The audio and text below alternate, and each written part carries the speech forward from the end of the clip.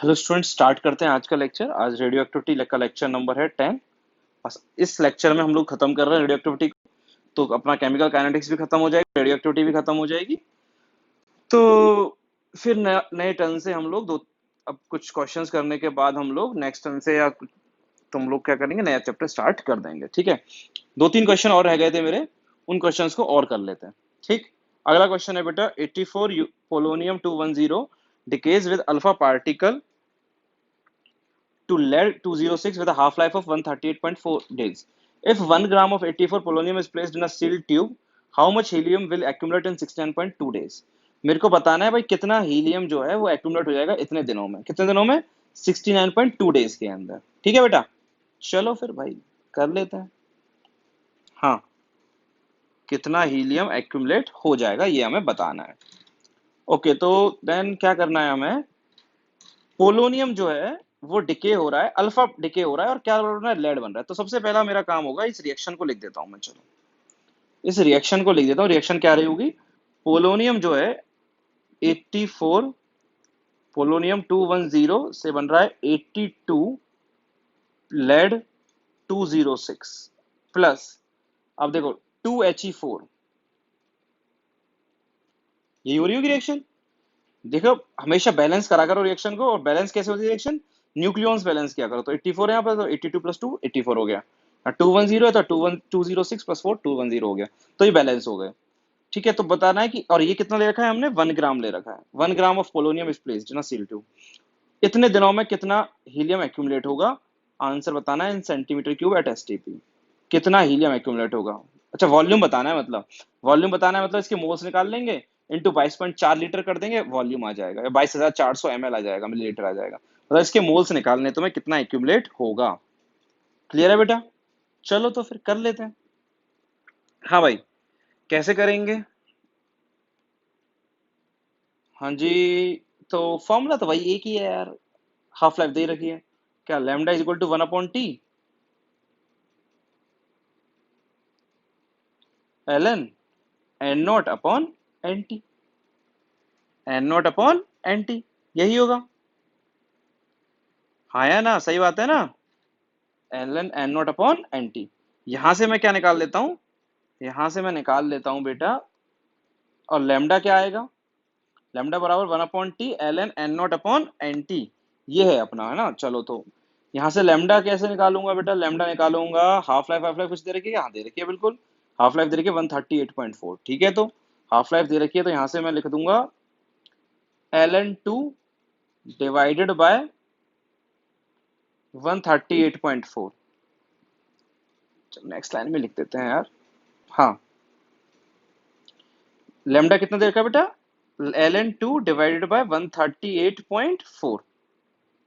138.4, ये तो हो गया लेमडा। 1/T, टाइम कितना बोल रहा है?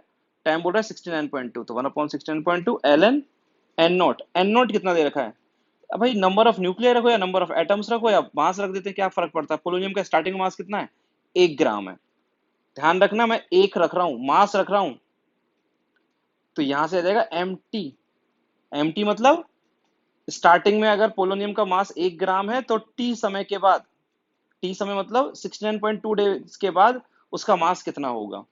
ठीक, चलो फिर बढ़िया है, हो जाएगा अब तो। ये कितनी बार कैंसिल हो जाएगा बेटा? 2 टाइम्स कैंसिल हो जाएगा।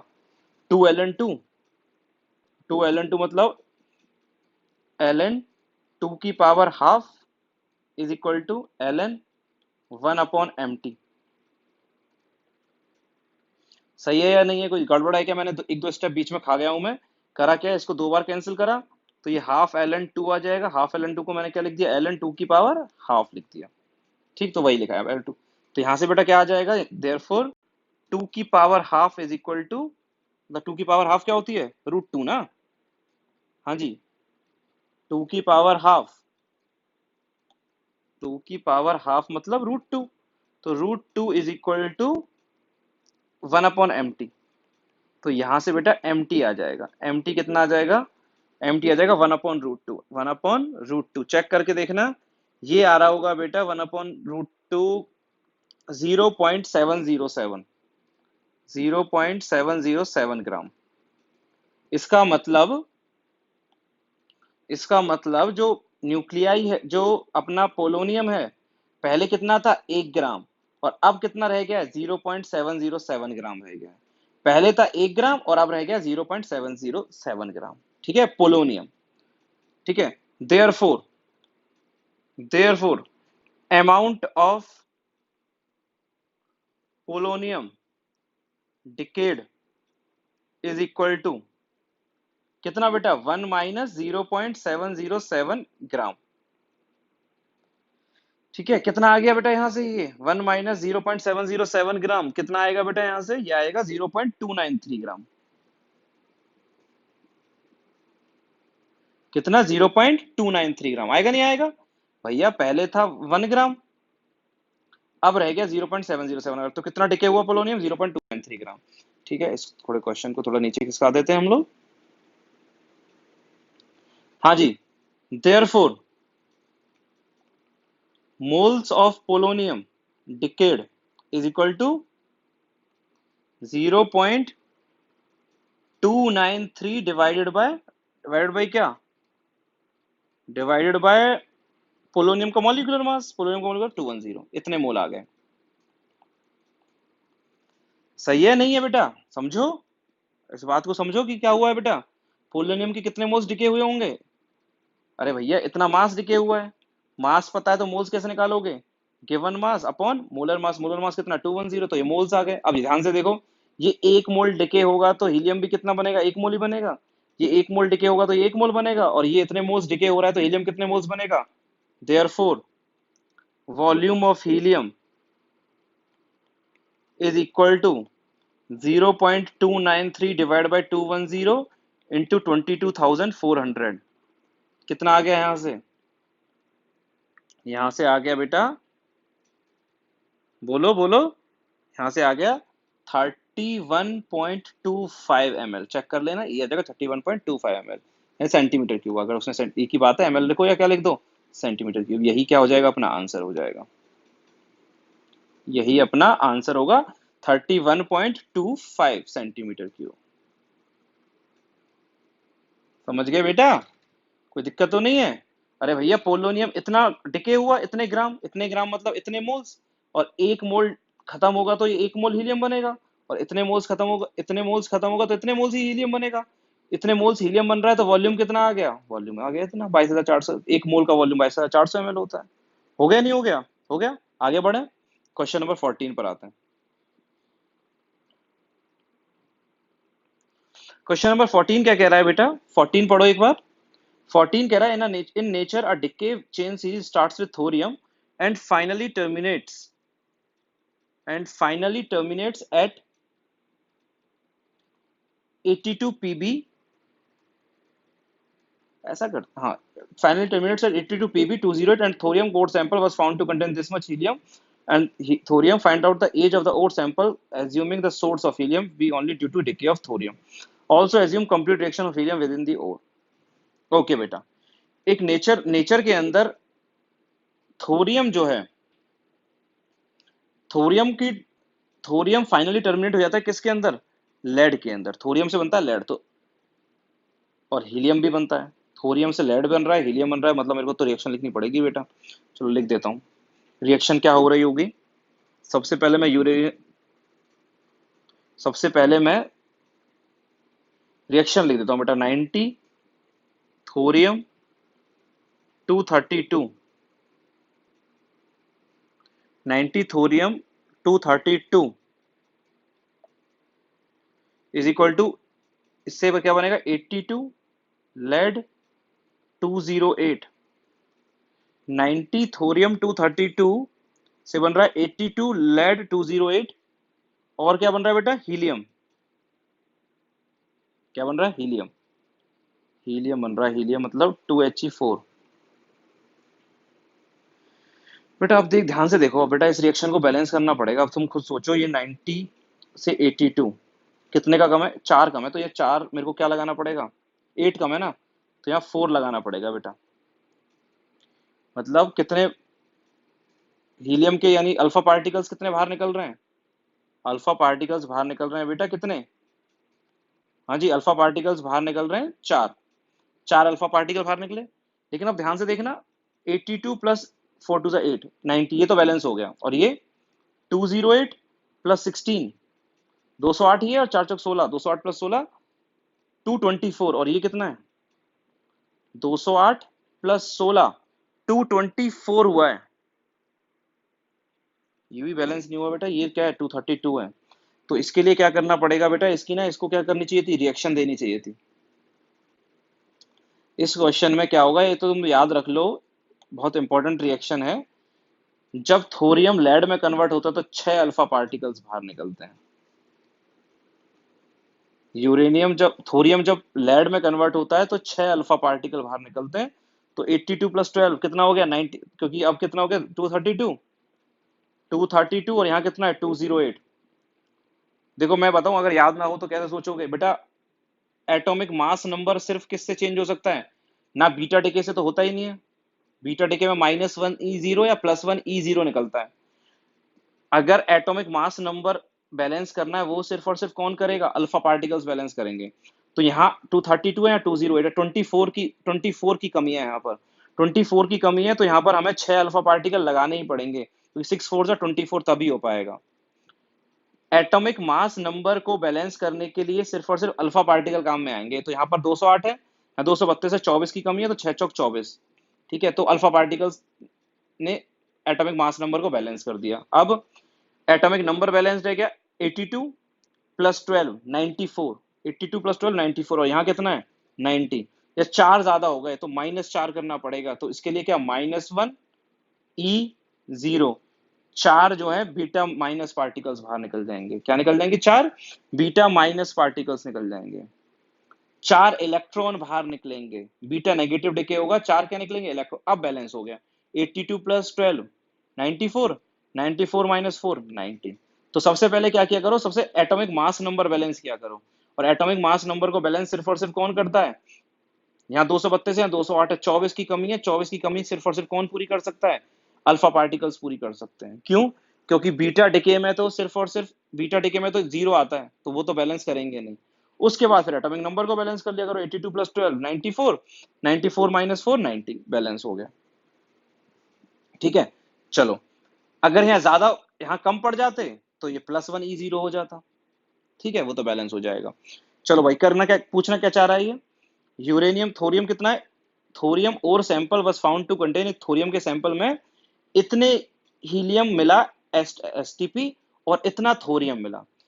मतलब जब मैंने थोरियम की ओर का सैंपल पता देखा मैंने, अब ये ना ये ओर की एज निकालने को पूछ रहा होगा। ये जो ओर है, ये जो मिनरल है, उस मिनरल की उम्र बताना है भाई, इस मिनरल की उम्र कितनी होगी। उस मिनरल में क्या पाया गया, उस मिनरल उस ओर में थोरियम पाया गया है। तो जब जो चट्टान मेरे को मिली, जो ओर मेरे को मिली, उस ओर में देखा गया भाई हीलियम भी था और थोरियम भी था। ठीक है, अब हीलियम बना किससे होगा बेटा, ऑब्वियसली थोरियम से बना होगा। तो हीलियम कितना मिला मेरे को, 8 इंटू 10⁻⁵ ml मिला। कितना मिला मेरे को, 8 इंटू 10⁻⁵ मिला। अब 8 इंटू 10⁻⁵ अगर हीलियम मिला है मेरे को, तो इसकी कितने मोल्स आ गए बेटा, 8 इंटू 10⁻⁵ डिवाइड बाय 22,400। ये आ गया बेटा क्या, मोल्स आ गए किसके, हीलियम के। किसके मोल्स हैं ये, हीलियम के मोल्स हैं। क्यों, कैसे आए, वॉल्यूम डिवाइड बाय 22,400 होगी, ये वॉल्यूम के एसटीपी पर। ठीक है, और थोरियम कितना मिला है मेरे को, थोरियम मेरे को मिला है बेटा 5 इंटू 10⁻⁷ ग्राम। ग्राम है तो ग्राम से मोल्स कैसे निकालेंगे, डिवाइड बाय मॉलिक्यूलर मास। मास दे रखा है तो मोल्स कैसे निकालेंगे, मास अपॉन मोलर मास। तो 5 इंटू 10⁻⁷ डिवाइडेड बाय 232 मोल्स। ठीक, तो मतलब मेरे को क्या पता लग गया, मेरे को पता लग गया जब जिस समय हम बात कर रहे हैं, मतलब मान लिया प्रेजेंट में हम सोच रहे हैं, इस प्रेजेंट में जो और मिल को मिली है उसमें हीलियम इतना मोल है और थोरियम इतना मोल है। ठीक है, इस अब इस प्रेजेंट में जो और है इसकी उम्र निकालनी है। अब ये खुद तुम ये खुद सोचो, जो अब मेरे को लिखना क्या है फॉर्मूला, मेरे को तो फॉर्मूला लिखना है बेटा, lambda is equal to lambda is equal to 1/T ln n naught upon N T. ये एन नॉट क्या है और एन टी क्या है, एन नॉट है स्टार्टिंग में थोरियम के कितने न्यूक्लियाई हैं, और एन टी क्या है, टी टाइम पर थोरियम के कितने न्यूक्लियाई हैं। अगर न्यूक्लियाई ना पता है तो मास से भी काम चल जाएगा क्या? हाँ, क्योंकि डिनो रेशियो है वो तो एक ही बात है। तो स्टार्टिंग में या मोल से भी काम चल जाएगा कि भाई स्टार्टिंग में थोरियम कितने मोल था और टी टाइम पर थोरियम कितने मोल था, हो जाएगा। अब तुम खुद सोचो बेटा, ये जो हीलियम बना है वो हीलियम बना तो इसी से है ना। थोरियम के मोल्स एनटी तो मेरे को पता है, एनटी कितना है बेटा, यहां से मैं एनटी तो लिख सकता हूं बड़े आसानी से। एनटी तो है हमारे पास, N T is equal to 5 × 10⁻⁷ divided by 232। N T तो इतना है। एन नॉट बता दो बस तुम मेरे को, तो एन नॉट कितना होगा। एनटी मतलब टी टाइम पर मोल किसके, थोरियम के। तो टी टाइम पर थोरियम रिएक्टेंट के मोल इतने हैं। एन नॉट मतलब स्टार्टिंग में जब ये और बनी होगी उस समय थोरियम कितना रहा होगा।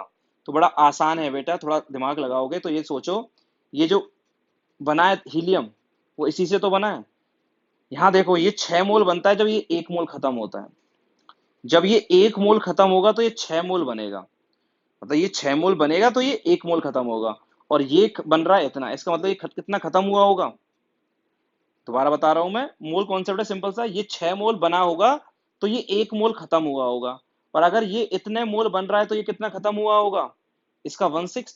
इसका मतलब ये जो खत्म हुआ होगा वो कितना खत्म हुआ होगा, 1/6 ऑफ दिस, इतना खत्म हुआ होगा। और अब इतना है, मतलब पहले कितना रहा होगा, पहले रहा होगा ये 5, लिख देता हूं मैं, 5 × 10⁻⁷ divide by 232 plus 1/6 of 1/6 of 8 × 10⁻⁵ divide by 22,400।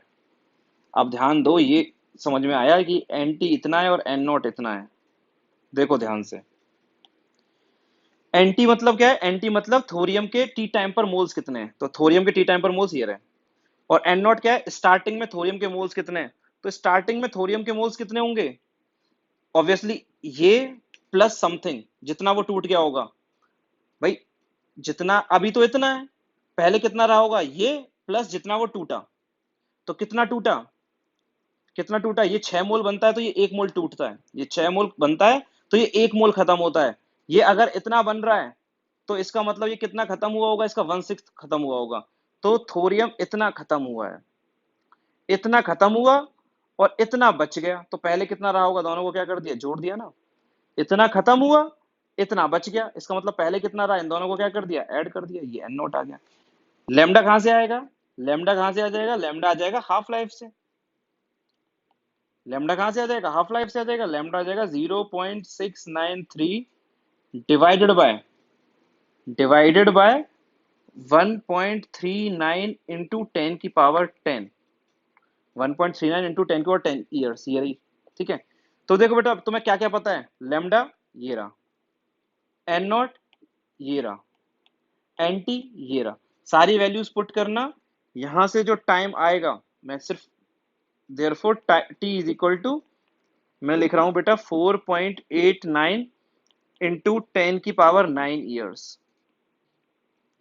4.89 into 10⁻9 years, ये आंसर आएगा। ठीक है, तो मैं तो बस करना है, कैलकुलेशंस करनी है। एन नॉट ये रहा, एन टी ये रहा, लैम्डा ये रहा। समझ में आ गया, बस कॉन्सेप्चुअल क्वेश्चन था। अगर ये क्वेश्चन आया तो उसमें कैलकुलेशन बहुत आसान आएंगी। ध्यान दिया तुमने क्या करा, मैंने थोरियम का टी टाइम पर मोल्स ये रहे वो रख देंगे, लेकिन थोरियम के स्टार्टिंग में कितने रहे होंगे ये, प्लस कितने टूटे, कितने टूटे, इसका 1/6 तो ऐड कर दिया। ठीक है, एक लास्ट क्वेश्चन और कराता हूँ, दैट्स इट, उसके बाद ये चैप्टर हमारा खत्म हो जाएगा। अब हम लोग नेक्स्ट टर्न पे कुछ नया चैप्टर स्टार्ट कर पाएंगे। ठीक, क्वेश्चन क्या कह रहा है बेटा, an experiment requires minimum beta activity produced at the rate of 346 beta particles पर मिनट। एक मेरे को एक्सपेरिमेंट करना है, उस एक्सपेरिमेंट में जो बीटा की एक्टिविटी है, बीटा पार्टिकल्स जो बन रहे हैं उसका जो रेट है वो होना चाहिए 346 बीटा पार्टिकल्स पर मिनट, है ना। मतलब एक एक्सपेरिमेंट के अंदर बीटा पार्टिकल्स निकल रहे होंगे तो उस समय जो एक्टिविटी आनी चाहिए उस एक्सपेरिमेंट के लिए इतनी आनी चाहिए। और हाफ लाइफ कितनी है बेटा मॉलिब्डेनम की, हाफ लाइफ है बेटा 6.6 आवर्स। मतलब मॉलिब्डेनम फॉर मॉलिब्डेनम का फॉर्मूला है 42MO99, ठीक, जिसकी हाफ लाइफ है 66.6 आवर्स। मेरे को बताना है कि भाई मॉलिब्डेनम कितना लेना पड़ेगा जिससे ये एक्सपेरिमेंट 6.909 आवर्स तक चल जाए। मतलब बेटा ये एक्सपेरिमेंट सिर्फ तभी चलेगा जब बीटा एक्टिविटी कितनी रहेगी, 346 तक रहेगी। अगर 346 है, क्योंकि बेटा होगा क्या भाई, मॉलिब्डेनम मेरे को नहीं पता किस में कन्वर्ट हो रहा है, क्वेश्चन ने दिया भी नहीं है और काम भी नहीं आ रहा है। मॉलिब्डेनम से क्या बन रहा है क्या नहीं बन रहा मुझे नहीं पता, जो भी बन रहा हो मॉलिब्डेनम से कुछ भी बन रहा हो, मान लिया वाई लिख दिया मैंने। अब जैसे जैसे मॉलिब्डेनम जो है वाई में कन्वर्ट होता जाएगा, मॉलिब्डेनम की एक्टिविटी यानी rate of decay of molybdenum वो क्या होता जाएगा, कम होता जाएगा। क्यों? क्योंकि rate of decay is directly proportional to the concentration of reactant या directly proportional to the nuclei of reactant. तो जैसे जैसे रिएक्शन आगे बढ़ेगी मॉलिब्डेनम कम होता जाएगा, और मॉलिब्डेनम कम होता जाएगा तो इसकी डिके की इसका डिके होने का रेट भी क्या होता जाएगा, कम होता जाएगा। यानी इसके डिके होने का रेट कम होता जाएगा, मतलब एक्टिविटी कम होती जाएगी। तो मेरे को एक्टिविटी कितनी रखनी है, 346 एक्टिविटी तो आनी ही चाहिए।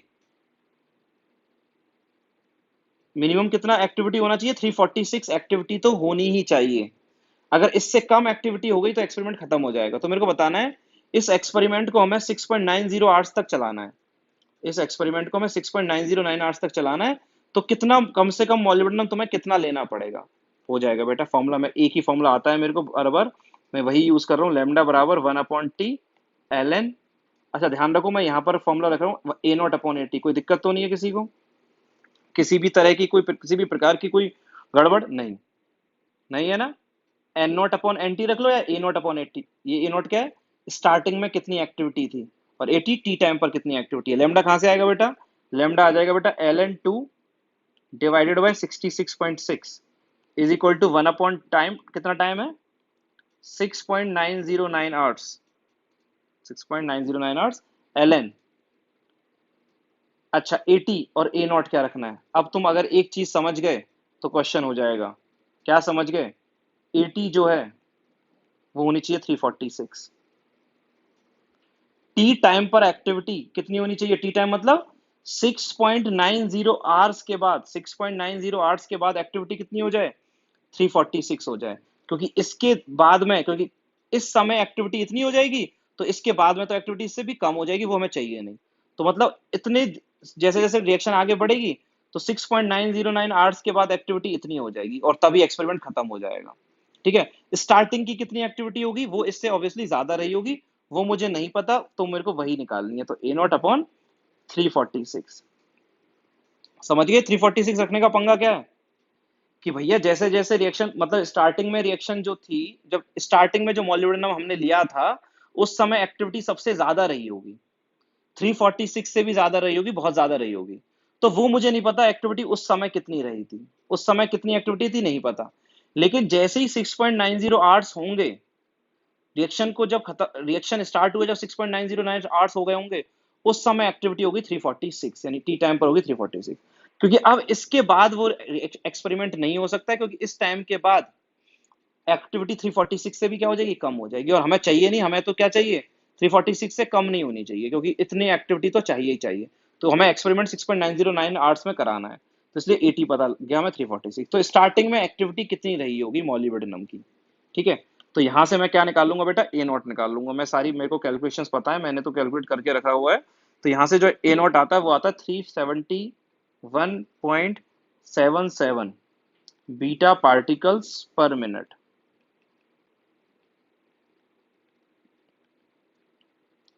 जो इसकी यूनिट थी वही इसकी यूनिट है, बीटा पार्टिकल्स पर minute.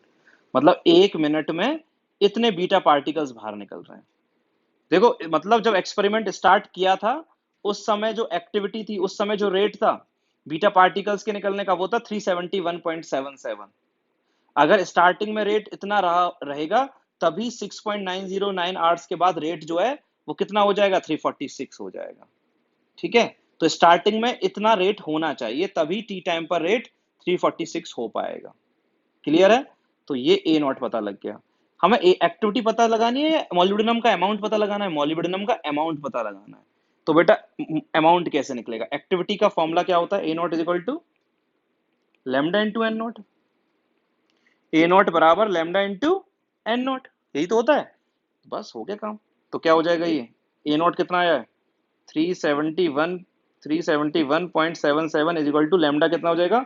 ln2 divide by 66.6 into N naught. यहाँ से एन नॉट निकल जाएगा। यहाँ से क्या निकल जाएगा? N naught. कि भाई कितने न्यूक्लियाई होंगे, तो न्यूक्लियाई यहाँ से आएंगे बेटा, चेक करके देखना है। यहाँ से न्यूक्लियाई निकलेंगे 214